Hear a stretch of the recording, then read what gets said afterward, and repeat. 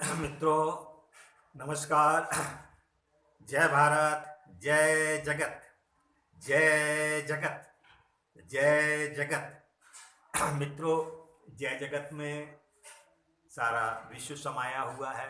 जब हम जय जगत बोलते हैं तो हम सारे विश्व की जय बोलते हैं, सारे संसार की जय बोलते हैं, सारी पृथ्वी की जय बोलते हैं। सारी जो हमारी वसुधा है, उदार चरिता नाम तु वसुधैव कुटुम्बकम, उसकी जय बोलते हैं। जय जगत में जय भारत भी शामिल है, जय उत्तर प्रदेश भी शामिल है, और जिस नगर में आप रहते हैं उस नगर की जय भी शामिल है। जिस कस्बे में, जिस गांव में आप रहते हैं उसकी भी जय शामिल है। तो मित्रों, इस तरह से हम सारी मानव जाति की जो एक विश्वास है, मानव जाति की एक रक्षक है, मानव जाति के रक्षक के रूप में हम समाज के सामने उजागर होते हैं, समाज के की सेवा के लिए हम प्रस्तुत होते हैं। आइए हम विश्व रक्षक बने, हम लोकतंत्र के रक्षक बने, सुधारक बने, राजनीति के सुधारक बने, हम संविधान के रक्षक बने। जो अनूठा संविधान, भारतीय संविधान मिला हुआ है, तो कैसे उसमें और उसमें उच्चतम अवस्था में हमारा लोकतंत्र पहुंचे, उच्चतम अवस्था में हमारा संविधान स्थापित हो सारी दुनिया में, उसे हमें प्रसारित करना चाहिए। तो ये एक भारतीय नागरिक होने के नाते, सबसे बड़े लोकतांत्रिक देश होने, विश्व के सबसे बड़े लोकतांत्रिक देश के एक नागरिक होने के नाते हमारा ये कर्तव्य है, हमारा ये दायित्व है कि हम जगत गुरु के रूप में सारी धरती का मार्गदर्शन करें, आध्यात्मिक मार्गदर्शन करें, नैतिक मार्गदर्शन करें। अहिंसा, क्योंकि हमारे राष्ट्रपिता महात्मा गांधी की जो जन्म तिथि है 2 अक्टूबर को, संयुक्त राष्ट्र संघ ने उसे अंतर्राष्ट्रीय अहिंसा दिवस के रूप में स्वीकार किया है। सारी दुनिया में 2 अक्टूबर को अहिंसा दिवस के रूप में मनाया जाता है। तो ये अहिंसा के पुजारी भारत की ये प्रति एक सम्मान है, भारत के प्रति एक विश्वास है दुनिया का। तो उस विश्वास को बनाए रखने के लिए प्रत्येक नागरिक को प्रयास करना पड़ेगा, क्योंकि ये देश, ये भारत जब हम कहते हैं तो प्रत्येक नागरिक उसके लिए उत्तरदायी है। प्रत्येक नागरिक उसके लिए हमें उस कसौटी को, उस चुनौती को भी स्वीकार करना चाहिए, और उसके लिए हमें प्रयास करना चाहिए। निरंतर प्रयास की ज़रूरत है, क्योंकि भारत के ऊपर सारे विश्व में शांति स्थापित करने का, सारे विश्व में एकता स्थापित करने का, सारी वसुधा को कुटुंब बनाने का बहुत बड़ा दायित्व है। मैं अपने हर वीडियो में इस बात को विशेष रूप से कहता हूँ। अब हमें जय हिंद के लिए, हमने देश की आज़ादी जब हमको अंग्रेजी शासन के हम लोग अधीन थे, उनके एक प्रकार से उनका शासन था अंग्रेजों का यहाँ पर भारत में, अन्य भी कई देशों में अंग्रेजों का शासन था।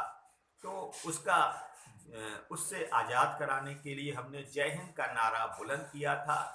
आज सारे विश्व में जो आतंकवाद है, पर्यावरण की समस्या है, युद्धों की समस्या है, परमाणु युद्धों की आशंका बनी रहती है, तृतीय विश्व युद्ध, वर्ल्ड वार की आशंका सदैव बनी रहती है।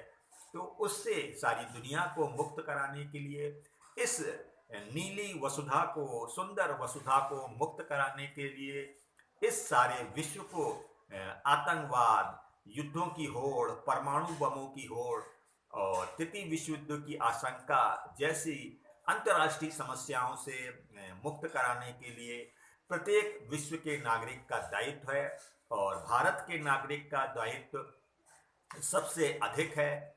संविधान हमारा आर्टिकल 51 विश्व शांति विश्व एकता के लिए हमें बाध्य करता है कार्य करने के लिए। हमारा संविधान का आर्टिकल 51 हमें अंतर्राष्ट्रीय कानून का सम्मान करने के लिए बाध्य करता है। हमारा संविधान का आर्टिकल 51 हमें जो आपसी देश की जो समस्याएं हैं एक देश पड़ोसी देशों के साथ उसे परामर्श के द्वारा हल करने की हमारा आर्टिकल 51 बाध्य करता है। तो प्रत्येक नागरिक का ये दायित्व है कि वह अपने संविधान की रक्षा के लिए, अपने संविधान के सम्मान के लिए, अपने संविधान की जो विश्व शांति विश्व एकता वसुधैव कुटुंबकम की जो विचारधारा है उसका प्रचार प्रसार करने के लिए हमें आगे आना है। तो मित्रों, आज का विचार बहुत सुंदर विचार है। असफलता केवल ये सिद्ध करती है कि सफलता का प्रयास पूरे मन से नहीं हुआ। कितना सुंदर विचार है। एक विचार हम ले लें, अपना सुबह उठें और एक विचार अपने अच्छा विचार अपने को दोहराएं, उसे मनन करें, चिंतन करें और एक एक दिन एक एक विचार को लेकर अगर यदि हम कार्य करेंगे तो हमारा जीवन हम रोज रोज अच्छे और अच्छे बनते जाते हैं। हम रोज रोज अच्छे और अच्छे बनते जाते हैं। हम रोज रोज उस परम शक्ति की ओर बढ़ते जाते हैं। तो मित्रों, हमें रोज रोज जन कल्याण के, लोक कल्याण के कार्य करना चाहिए और ये कार्य हम अपनी नौकरी या व्यवसाय के द्वारा ही कर सकते हैं। जो भी हम नौकरी करते हैं उसे ईमानदारी से, सच्चाई के साथ, सेवा भावना के साथ करें। जो भी हम व्यवसाय करते हैं उसमें ईमानदारी हो, सफाई हो, स्वच्छता हो, किसी प्रकार का उसमें मिलावट ना हो और जो भी हमारा उसमें प्रॉफिट हो, अपनी लागत में अपना प्रॉफिट जोड़कर एक दाम में हम अपने माल को बेचें और उसमें मिलावट नहीं होगी तो लोगों का स्वास्थ्य अच्छा होगा, हमारा देश भारत स्वस्थ होगा।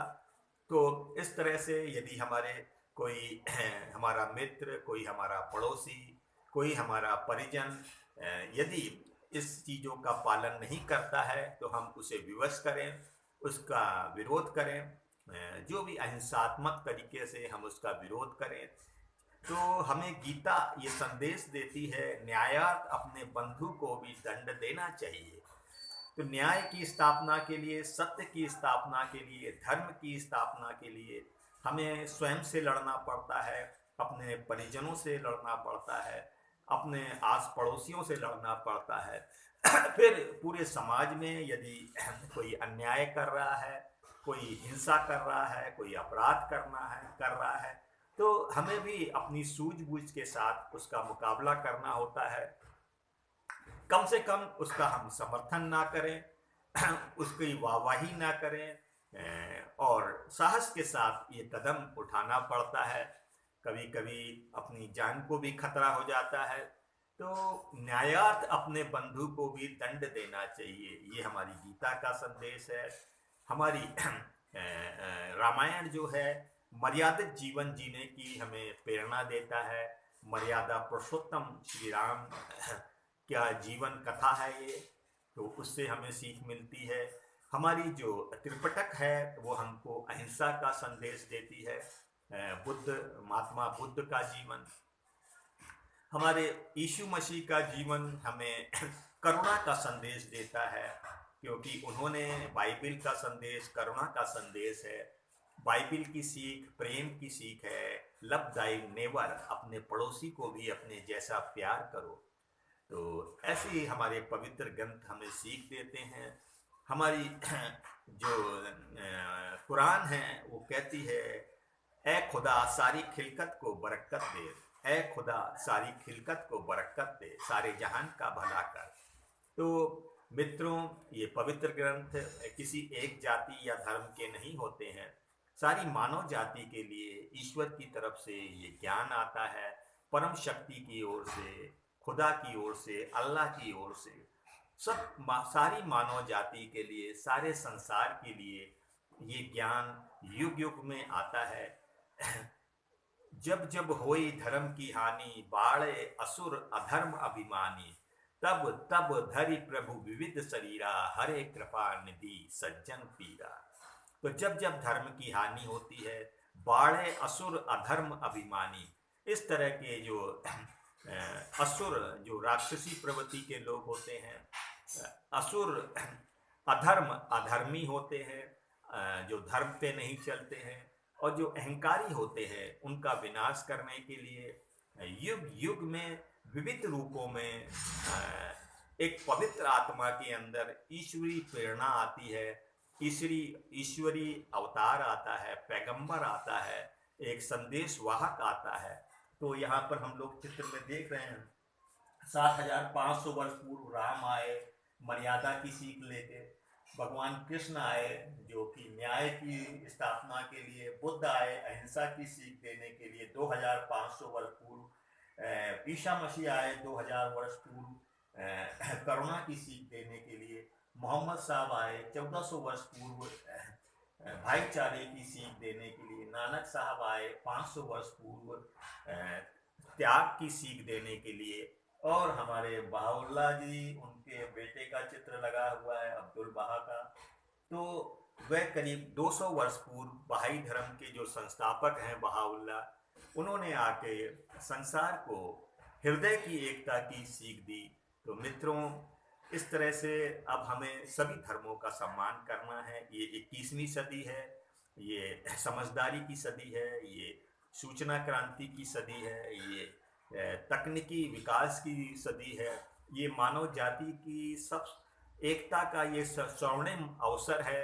मानव जाति बस एक कदम आगे जो है, मानव जाति विश्व एकता की जो हम लोग की कल्पना है, विश्व शांति उदार चरिता नाम तो वसुधैव कुटुंबकम, जगत जय जगत की जो परिकल्पना है, बस एक कदम मानव जाति के दूर है। एक कदम, बस एक कदम हमें उठाना है, दुई कदम चलो बस दुई कदम। तो मित्रों, अब जो धरती पे एक लोकतांत्रिक विश्व व्यवस्था की स्थापना, जिसकी युगों युगों से मानव जाति प्रतीक्षा कर रही है, वह अब हमसे दूर नहीं है। अब हमारे जो राजनेता हैं, राष्ट्रपति हैं, देशों के जो प्रधानमंत्री हैं, और भारत का दायित्व सबसे बड़ा है। भारत को इस दिशा में पहल करनी चाहिए। सभी देशों के जो राष्ट्रपति हैं, राष्ट्राध्यक्ष हैं, उनकी एक बैठक बुलानी चाहिए और उनसे दृढ़तापूर्वक पूरे विश्वास के साथ एक जगत के गुरु के रूप में उनसे ये प्रस्ताव रखना चाहिए कि सारे विश्व की शांति के लिए, सारे विश्व की एकता के लिए, धरती को युद्ध रहित बनाने के लिए, धरती को आतंकवाद रहित बनाने के लिए, धरती को परमाणु बमों से रहित बनाने के लिए हमें एक वैश्विक लोकतांत्रिक व्यवस्था का गठन करना चाहिए, और ये कार्य हमें समय रहते करना चाहिए। क्योंकि ऐसा ना हो काल करे सो आज कर, आज करे सो अब पल में प्रलय होगी, भौरी करेगा कब। तो जो हमें कल करना है उसे आज कर लें, जो आज करना है उसे अभी कर लें, क्योंकि अब पल में प्रलय होगी कब, कैसी परिस्थिति आ जाए, इससे भी खराब परिस्थिति आ जाए। तो इसलिए देर नहीं करनी है, अभी नहीं तो फिर कभी नहीं। यदि ये कार्य हमने एक वैश्विक जो लोकतांत्रिक व्यवस्था का गठन विश्व संसद के रूप में नहीं किया तो फिर बहुत देर हो सकती है। और एक विश्व का अदालत हो जिसके कानून प्रभावशाली हो, सभी के ऊपर लागू हो, सभी देशों के नागरिकों के ऊपर। तो ये कार्य हमें समय रहते करना चाहिए, क्योंकि जिस प्रकार से देश का शासन कानून के द्वारा, संविधान के द्वारा चलता है, उसी प्रकार से सारे विश्व का शासन भी कानून के द्वारा और संविधान के द्वारा चलना चाहिए। ये बिल्कुल छोटी सी समझदारी की बात है। जिस तरह से आप देखिए 27 देश जो हैं यूरोप के छोटे छोटे देश थे, आपस में खूब लड़ते थे। प्रथम युद्ध, विश्व युद्ध में लड़े, खूब लड़े और बहुत विनाश हुआ। सेकंड वर्ल्ड वॉर में लड़े, उसके बाद उनको समझ आई और उन्होंने एक यूरोपियन यूनियन, अपनी यूरोप की एक सरकार बना ली, एक सेना बना ली, एक संसद, यूरोप की एक संसद बना ली, अपनी एक मुद्रा बना ली, करेंसी बना ली, यूरो करेंसी। तो अब उन देशों में बहुत एकता है, शांति है। और शांति और एकता जब होती है तभी देश का विकास होता है, तभी विश्व का विकास होगा, तभी राज्यों का विकास होता है, हमारे शहरों का विकास होता है, हमारे गांव का विकास होता है, हमारे कस्बे का विकास होता है। तो ये कार्य प्रत्येक व्यक्ति को करना होगा, प्रत्येक नागरिक को करना होगा। मैं ये बात आपसे भी कर रहा हूँ। आप भी अपने गांव में बहुत सारे आज वीडियो होते हैं, उन वीडियो को अपने गांव के लोगों को इकट्ठा करें और समय समय पे हमारा कोरोना काल में सोशल डिस्टेंसिंग का ख्याल रखते हुए उन वीडियो को देखिए, किस प्रकार से पेड़ लगा के लोगों ने समृद्ध बने, धनवान बने, किस प्रकार से केसर की खेती करके, किस प्रकार से चंदन की खेती करके। तो अब वैज्ञानिक युग है, वैज्ञानिक ढंग से हमें खेती करनी पड़ेगी। लोग खेती से इसलिए भाग रहे हैं क्योंकि वह उसके ऊपर विज्ञान का जो साधन है, विज्ञान की जो तरीके हैं वह नहीं अपना रहे हैं। उस कारण से उन्हें बहुत आर्थिक संकट से गुजरना पड़ रहा है। तो जहाँ चाह वहाँ राह, यदि आपकी जहाँ चाह होती है, जहाँ हमारी ध्यान होता है, वहीं हमें रास्ता फिर मिलने लगता है।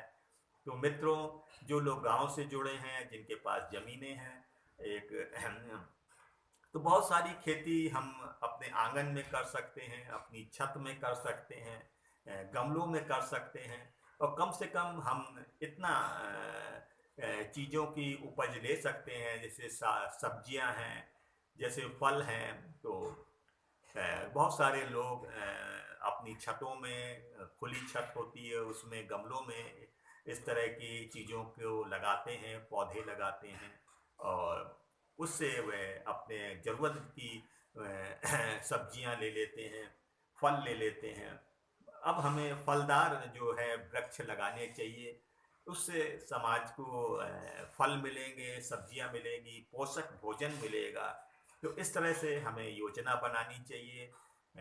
इससे एक गांव में समृद्धि आएगी, एक गांव में एकता आएगी। जब समृद्धि आती है तो वो अपने साथ में एकता, प्यार, सहकार भी लेके आती है। बहुत ज़्यादा हमें जाति के नाम पे, हमें धर्म के नाम पे आपस में अपनी ऊर्जा को व्यर्थ नहीं करना चाहिए। और बहुत सारी चीज़ें अब हमें यूट्यूब के माध्यम से, और मैं भी बहुत प्रयास कर कर के, खोज खोज के, जब मैं समस्याएं देखता हूँ हमारे व्हाट्सएप के द्वारा, हमारे फेसबुक के द्वारा, लोग हमसे मोबाइल के द्वारा बातचीत करते हैं, मेरे वीडियो देखकर लोग मुझसे बातचीत करते हैं, सुझाव देते हैं, मुझे मार्गदर्शन देते हैं। उसी के अनुकूल मैं ऐसे वीडियो तलाश करता हूँ, क्योंकि हमें अब सारे विश्व को भी प्यार करना है। सारे विश्व के बारे में, जिससे हम प्यार करते हैं उसके बारे में हम सब कुछ जानना चाहते हैं। तो अभी हम अपने देश से प्यार करते हैं, तो हम अपने देश के बारे में बहुत रुचि लेते हैं। कहाँ पर देश में क्या घटना हुई, क्या अच्छे कार्य हो रहे हैं, कहाँ विकास हो रहा है, किस राज्य में लोग विकास कर रहे हैं, अच्छी योजनाएं बना रहे हैं। इस तरह की चीज़ें हम समाचार पत्रों में, न्यूज़ के द्वारा अपने देश के बारे में हम जानने की कोशिश करते हैं। कहाँ चुनाव हो रहे हैं, कौन सी पार्टियां किस तरह के अपने एजेंडे बता रही हैं, अपने जो चुनावों की घोषणा पत्र होते हैं उसमें शामिल कर रही हैं। तो बहुत रुचि लेकर, बहुत समय लगाकर हम लोग इसके बारे में जानने की कोशिश करते हैं। तो मित्रों, इसी प्रकार से जब हम सारे विश्व से प्यार करेंगे, तो जर्मनी में क्या हो रहा है, फ्रांस में क्या हो रहा है, अमेरिका में क्या हो रहा है, हमारे छोटे छोटे पड़ोसी देश हैं, नेपाल हैं और भूटान हैं, मॉरिशस हैं, तो यहाँ के बारे में, अफ्रीका के बहुत सारे देश हैं, वहाँ दक्षिण अफ्रीका, सूडान और भी यूरोप के देश हैं, जो डेनमार्क हैं, जिनसे इजराइल है, पाकिस्तान है, चीन है। तो इनके बारे में हम जानने की कोशिश करेंगे। वहाँ पर लोग कैसे रहते हैं, खेती कैसे करते हैं, पशुपालन कैसे करते हैं, और क्या मतलब नए नए वो कार्य कर रहे हैं। तो उनसे हम कुछ सीखते भी हैं और वह लोग हमारे से भी सीखते हैं। तो इस तरह से हम छोटे छोटे वीडियो बना के डालें, क्योंकि वीडियो की पहुंच सारी दुनिया में होती है, यूट्यूब की पहुंच सारी दुनिया में होती है, आपके व्हाट्सएप की पहुंच सारी दुनिया में होती है। कोई भी व्यक्ति आपके व्हाट्सएप को देख सकता है, यूट्यूब को देख सकता है, आपके वीडियो को देख सकता है। बहुत सारे हमारे जो जीवट लोग होते हैं, साहसी लोग होते हैं, वो कई कई वर्षों तक अपने गांव के विकास के लिए तालाब बना देते हैं और नहरें बना देते हैं। तो इस तरह से बिहार के जैसे एक हुए, उन्होंने बड़े पहाड़ को भी उन्होंने रास्ता बना दिया। तो इस तरह के लोगों से हमें प्रेरणा लेनी चाहिए। कुछ बहुत सारे जो दिव्यांग लोग होते हैं, वो अपने देश के लिए, अपने समाज के लिए, उस गौरव बढ़ाने के लिए बहुत साहसिक कार्य कर देते हैं। तो मित्रों, बहुत सारे लोग बहुत कठिन परिस्थितियों में भी रहकर हंसते हैं, मुस्कुराते हैं, नाचते हैं, गाते हैं और मिलजुल के रहते हैं। समुद्रों के बीच में छोटे छोटे टापुओं में रहते हैं। और कोई उनका खेती का उनके पास साधन नहीं होते हैं। बहुत सारे लोग हमेशा बर्फ में रहते हैं, कड़ी ठंड के बीच में उनका जीवन यापन। दक्षिण अफ्रीका जैसे आपके ध्रुव है, उत्तरी ध्रुव है, जो वहाँ पर लोग हमेशा बर्फ जमी रहती है। उस कठिन परिस्थितियों में भी वह रहते हैं। अफगानिस्तान में लोग तालिबान आतंकवाद के साए में रहते हैं। और तो बहुत सारे जगह हैं जहाँ पर रेगिस्तान है, बहुत गर्मी पड़ती है। कुछ क्षेत्र हैं जहाँ हमेशा बरसात होती रहती है, पानी गिरता रहता है। कुछ क्षेत्र हैं जहाँ हमेशा ठंड पड़ती रहती है, उसमें भी लोग जीवन यापन करते हैं। तो इन चीज़ों को भी हमें देखना चाहिए कि हमें क्या सुविधाएं अपने देश में, अपने कस्बे में, अपने गांव में मिली हुई है। उन्हीं में से हमें रास्ता बनाना चाहिए। हमेशा जो चीज़ नहीं है उसका हमें चिंतन नहीं करते रहना चाहिए, चिंता नहीं करते रहना चाहिए, परेशान नहीं होना चाहिए। बल्कि जो चीज़ें मिली हैं, उन्हीं संसाधनों से हमें आगे बढ़ना चाहिए। तो कोशिश करने वालों की कभी हार नहीं होती और लहरों से डरकर नैया पार नहीं होती। तो बहुत सारे लोगों ने अपनी बड़ी बड़ी नौकरियां छोड़ के गांव में आकर किसानी को अपनाया। अपने व्यापार को छोड़ के आज कोरोना काल में बहुत सारे लोग के रोजगार खत्म हो गए हैं।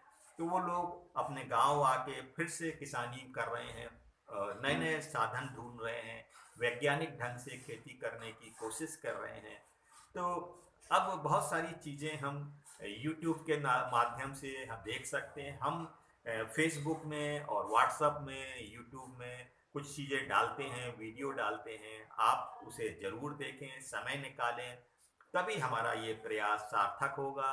क्योंकि हम बहुत इसमें मेहनत से चिंतन और मनन करके जो हमारा 64 साल के जीवन का अनुभव है, वो हम पूरा उसको लगा के आप तक चीज़ें पहुंचाने की कोशिश करते हैं। यदि आप उसे एक व्यक्ति भी देखेगा और उसको यदि उससे कुछ जीवन जीने की प्रेरणा मिलती है, कुछ रास्ता मिलता है समाज को अच्छा बनाने की, उसके अंदर उत्साह आता है, साहस आता है, तो ये हमारा प्रयास सफल होगा। तो बंधुओं, मैं यही आपसे रोजाना मैं इस वीडियो के माध्यम से मैं आपसे बातचीत करता हूँ। मेरे पास काफ़ी समय तक मैं कंप्यूटर पे रहता हूँ। अब मैं यदि खेती करता तो मैं जाके खेत में काम करता और किसानी को कैसे आगे बढ़ाया जाए, कैसे उसको लाभकारी बनाया जाए, कैसे जो हमारे किसान भाई होते हैं, बहुत सारा वो अपनी उपज को लेकर मंडियों में जाते हैं और उनको जो चीज़ बिक जाती है, जो नहीं बिकती है, उनको फिर वह वापस नहीं लाते हैं, उसको वह वहीं पर जानवरों को डाल देते हैं या वो वहीं पर डाल के चले आते हैं। तो बहुत सारी उपज जो है बिक्री ना होने की वजह से ख़राब हो जाती है। तो उसके लिए हमारे बहुत स्टार्टअप वाले युवा साथी कोल्ड स्टोरेज गांव में बनाने की कोशिश कर रहे हैं, जो सौर ऊर्जा है उसके द्वारा संचालित करने की, ताकि उसमें किसान भाई की उपजों को रखा जा सके, जो उनकी सब्जियां होती हैं, फल होते हैं, और उनको उसके उचित दाम मिल सकें, वो खराब ना हो, नष्ट ना हो, सड़े ना। तो इस तरह के छोटे छोटे प्रयास आप सोचें, कर सकते हैं। कोशिश करने वाले सब कुछ, तो जहाँ चाह है वहाँ राह है। तो नाविक क्यों निराश होता है, नाविक क्यों निराश होता है, अरे क्षितिज के पार साहसी नौ प्रभात होता है, नाविक क्यों निराश होता है।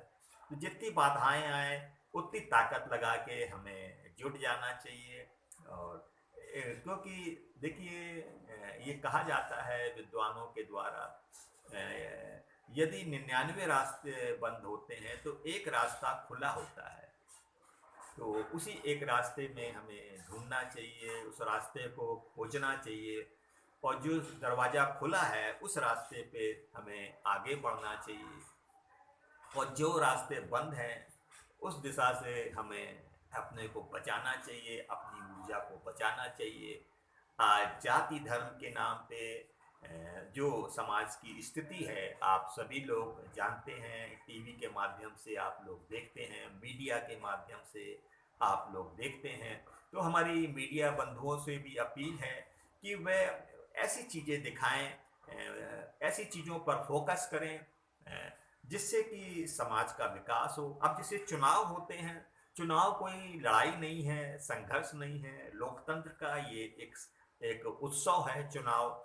तो उसे सभी को सहकार से, प्यार से उसका आयोजन होना चाहिए, और जो भी व्यक्ति चुनता है उसका सम्मान करना चाहिए, उसका आदर करना चाहिए, उसका उत्साहवर्धन करना चाहिए, उसका सहयोग करना चाहिए। क्योंकि जैसे कोई एमएलए चुना, एमपी चुना, तो लोगों ने, जनता ने उसको वोट देकर चुना हुआ है, तो उसका सम्मान करना चाहिए। और हमेशा उसकी आलोचना, उसकी बुराई नहीं करनी चाहिए, चाहे वो हमारे देश का मुख्यमंत्री, हमारे राज्य का मुख्यमंत्री हो, चाहे वो हमारे देश का प्रधानमंत्री हो। तो सभी को चुनाव को एक लोकतंत्र का उत्सव की तरह लेना चाहिए। ये लोकतंत्र की शान है, लोकतंत्र की बहुत बड़ी एक प्रणाली है। उसी के द्वारा एक जनता जो है पूरे देश पे राज्य करती है, राज्य पे राज्य करती है। तो जनता के लिए, जनता के द्वारा, जनता का शासन, यही लोकतंत्र है। इसी का लोकतंत्र कहा गया है। तो इसे सफल बनाना है लोकतंत्र को, तो हमें इसका सम्मान करना होगा, और अपना जो ऊर्जा है वो विकास की दिशा में लगाना चाहिए। ये हमें बार बार रोजाना अपने आप से पूछना चाहिए कि मैं समाज के लिए क्या कर सकता हूँ, मैं अपने देश के लिए क्या कर सकता हूँ, मैं अपने विश्व के लिए क्या कर सकता हूँ। तो निरंतर ये चिंतन, ये मनन, ये प्रयास, ये संकल्प हमारे अंदर उठते रहना चाहिए। इससे हमें ऊर्जा मिलेगी, शक्ति मिलेगी, प्रेरणा मिलेगी, उत्साह मिलेगा। निराशा सबसे बड़ी कमजोरी है और उत्साह सबसे बड़ी शक्ति है। तो उत्साहित व्यक्ति हमेशा, उसके अंदर नए नए विचार आते हैं, नए नए संकल्प आते हैं, नई नई योजनाएं आती हैं, और वह बहुत सारे लोगों को प्रेरणा देता है, उनको एक राह दिखाता है, जीने की राह। तो आज हमें लोगों को जीने की राह दिखानी है। यही मानवता है, यही धर्म है, यही न्याय है, यही अहिंसा है। तो मित्रों, बहुत सारे महापुरुषों ने आकर समय समय पर, हमारी अहिल्याबाई होलकर जी का आप पीछे चित्र देख रहे हैं, वो एक नारी थी, और उस समय पर्दा प्रथा थी, सती प्रथा थी, बाल विवाह होते थे, और बहु विवाह की प्रथा थी। तो ऐसे समय में अहिल्याबाई होलकर ने 29 वर्षों तक होलकर वंश का साम्राज्य का संचालन किया, बहुत कुशलता से, बहुत समझदारी से, बहुत सूझबूझ से। एक नारी के द्वारा प्रथम जो एक शासका के रूप में उन्होंने संसार के सामने अपने को स्थापित किया, और वह बिल्कुल युद्ध के खिलाफ थी। उन्होंने अपने शासन काल में युद्धों को प्रोत्साहन नहीं दिया। वे अपनी सूझबूझ से सामने वाले का जो विरोधी देश होता था, जो विरोधी राज्य होता था, उसे समझा के बुझा के उसे परास्त किया। तो इस तरह से हमें अहिल्याबाई जी के जीवन से, किस तरह से उनकी कर प्रणाली बनाई थी उन्होंने, जो टैक्स की सिस्टम था अपने राज्य का बनाया था, किस तरह वो प्रजा को एक माँ की तरह प्यार करती थी, सम्मान करती थी। तो एक लोकतांत्रिक, एक राजशाही में उन्होंने एक लोकतांत्रिक व्यवस्था का एक मॉडल, रोल मॉडल दिखाया, और बहुत ही लोग उनके जीवन से प्रेरणा लेते हैं। जो इंदौर शहर है, आज भी देखिए देश का सबसे साफ सुथरा शहर है। तो कहीं ना कहीं इंदौर वासियों में अहिल्याबाई जी के जो संस्कार हैं, जो उनके शिक्षाएं हैं, उसका असर है कि इंदौर के वासियों ने अपने शहर को सबसे देश का साफ सुथरा शहर बनाया है। तो हमें उससे भी प्रेरणा लेनी चाहिए। तो मित्रों, हम आपको रोजाना चित्रों के माध्यम से भी दिखाते रहते हैं, मगर आज कुछ विचार सेवा के द्वारा समय हो गया है, और अब मैं कोशिश करता हूं कि मेरे वीडियो छोटे हों, सारगर्भित हो, आपके जीवन के लिए प्रेरणादायी हो। मैं कुछ आपके द्वारा सीखूं, और कुछ आप जो मेरे अनुभव से यदि कुछ आपको सीख मिल सके, कुछ रास्ता मिल सके, कुछ नए विचार मिल सके। मैं एक शिक्षा संस्था से हूँ, और शिक्षा संस्था के द्वारा मैं 40 वर्षों से प्रदीप जी मेरा जो परिचय है, प्रदीप पाल। मगर मैं प्रदीप जी, मैं अपने को भी सम्मान देता हूँ, क्योंकि ये शरीर भी मेरा नहीं है ना? ये मुझे एक यंत्र के रूप में मानव शरीर यंत्र मिला हुआ है। मैं तो आत्मा हूँ, मैं तो चेतना हूँ। तो ये हमें इस ज्ञान को भी समझना है, क्योंकि मैं शरीर नहीं हूँ, मैं मन नहीं हूँ, मैं विचार नहीं हूँ। मैं एक चेतना हूँ, ईश्वरी चेतना। ईश्वर की मैं एक अमानत हूँ, ईश्वर की मैं एक अंश हूँ, जो आत्मा के रूप में हर शरीर में वास करता है। और ये शरीर तो 5 तत्वों से मिला हुआ है। संसार की 5 तत्व हैं: छित जल पावक गगन समीरा, पंच तत्व रचित शरीरा। तो जब इस शरीर का देहांत हो जाता है, मृत्यु हो जाती है, तो ये मिट्टी का बना शरीर मिट्टी में मिल जाता है, और जो आत्मा है वो इससे निकल के वो परमात्मा की दिव्य लोक में चली जाती है। ये हमारे शास्त्रों के द्वारा, पवित्र ग्रंथों के द्वारा ये बातें बताई गई हैं। तो हमें ये जीवन अपनी आत्मा के विकास के लिए मिला है, एकमात्र अपनी आत्मा के विकास के लिए मिला है। तो हम अपनी नौकरी के द्वारा या अपने व्यवसाय के द्वारा निरंतर इसी दिशा में कार्य करते रहें। बहुत सारे महापुरुषों ने जो है अपनी नौकरी के द्वारा, अपने व्यवसाय के द्वारा, या जिस क्षेत्र में भी वो विज्ञान के क्षेत्र में कार्य कर रहे हों, चाहे वो राजनीति के क्षेत्र में कार्य कर रहे हों, तो उसके द्वारा उन्होंने अपनी आत्मा का विकास किया, साहस के साथ, ताकत के साथ, निडरता के साथ, अपनी जान को जोखिम में डाल के, अपने परिवार को जोखिम में डाल के उन्होंने इस कार्य को, लोक कल्याण के कार्य को, जनतंत्र के कार्य को, जैसे नेल्सन मंडेला अनेक वर्षों तक जेल में रहे, आपके इब्राहिम लिंकन, आपके महात्मा गांधी, आपके सरदार पटेल, भगत सिंह, सुभाष चंद्र बोस, बहुत सारे लोग जो हैं, अटल बिहारी वाजपेयी, तो बहुत सारे लोग हमारे समाज में उन्होंने कार्य किए, और अंतिम सांस तक, बस जैसे हमारे डॉक्टर अब्दुल कलाम, व विज्ञान के द्वारा उन्होंने समाज की सेवा की, और एक पूर्व राष्ट्रपति भी वो देश के बने। तो इस तरह से मित्रों, बहुत सारी हमारी बहनों ने भी समाज के लिए योगदान किया, जैसे मदर टेरेसा और बहुत सारी महान नारियां, अहिल्याबाई होलकर, लक्ष्मीबाई। तो इस तरह से राजा महाराजाओं को भी आज हम एक महापुरुष के रूप में इसलिए याद करते हैं क्योंकि उन्होंने समाज के लिए कुछ कार्य किए, समाज के लिए उन्होंने के देश की स्वाभिमान के लिए, देश के सम्मान के लिए उन्होंने अपनी जान तक गवाई, निछावर कर दी। तो इस तरह से मित्रों, हम सभी का सम्मान करते हैं, सभी का आदर करते हैं और इस दिशा में हम निरंतर हमने एक वैवाहिक रिश्ते अपने पाल गड़रिया समाज के जोड़ने के लिए हम बहुत तेज़ी से कार्य कर रहे हैं और कोशिश है हमारी कि बच्चों की जो शादियां हैं वो उचित उपयुक्त समय में, उचित समय में हो जानी चाहिए। इसके दिशा में भी हम काम कर रहे हैं। व्हाट्सएप के माध्यम से हम ये निःशुल्क सेवा उपलब्ध करा रहे हैं पिछले लगभग 2 वर्षों से। और हमारे मित्र, हमारे भाई काफ़ी समय से इस कार्य में लगे हुए हैं, पूरी निष्ठा से, पूरी ईमानदारी से, पूरी सेवा भावना से, चाहे वो आगरा से हो, चाहे वो कोटा राजस्थान से हो, अजमेर से हो, चाहे वो आगरा से हो, चाहे वो दिल्ली से हो। तो इस तरह के हमारे भाई बहुत सारे इस कार्य को कर रहे हैं, चाहे वो मुंबई से हो, महाराष्ट्र से हो।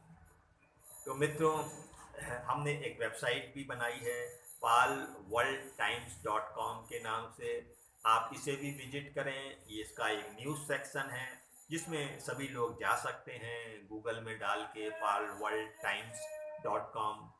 और एक इसका वैवाहिक मैट्रिमोनियल सेक्शन भी है। इसमें जाने के लिए आपको सदस्य बनना होगा, क्योंकि सदस्य बनने के लिए हमने इसका एक शुल्क रखा है।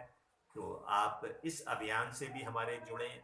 आपके आर्थिक सहयोग से भी हम इस वेबसाइट को निरंतर चलाना चाहते हैं, ऐसी व्यवस्था बनाना चाहते हैं ताकि ये वेबसाइट निरंतर चलती रहे, कुछ लोग इसमें अपनी सेवाएं देते रहें और हमारे ना रहने के बाद भी ये वेबसाइट समाज को प्रेरित करती रहे, समाज को दिशा देती रहे, समाज के जीवन को हमारे सरल बनाए, वैज्ञानिक बनाए, विश्वव्यापी बनाए। तो हम बहुत सारे वीडियो अपने वेबसाइट में भी डालते हैं।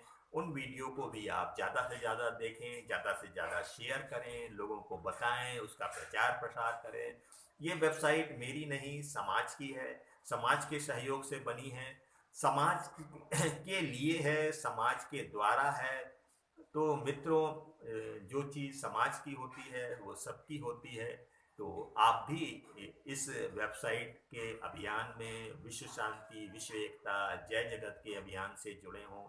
चाहे आप सरकारी कर्मचारी हों, चाहे आप किसी विभाग में हो, पुलिस में हो, सेना में हो, क्योंकि ये हमारा सामाजिक अभियान है, हमारा ये धार्मिक धर्म की स्थापना का अभियान है, न्याय का अभियान है।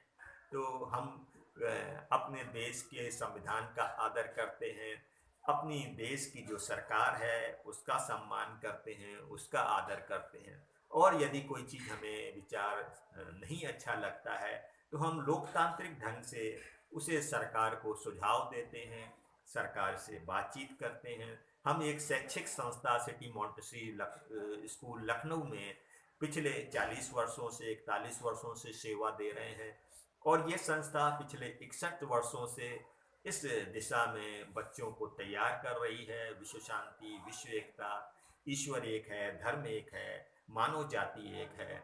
तो और सारी दुनिया की एक लोकतांत्रिक विश्व व्यवस्था बननी चाहिए। इसके लिए हमारे बहुत सारे केंद्र सरकार के, हमारे राजनाथ सिंह जी का बहुत आशीर्वाद होता है इसमें। हमारे विद्यालय के बच्चों के में हमेशा वो आके मार्गदर्शन देते हैं।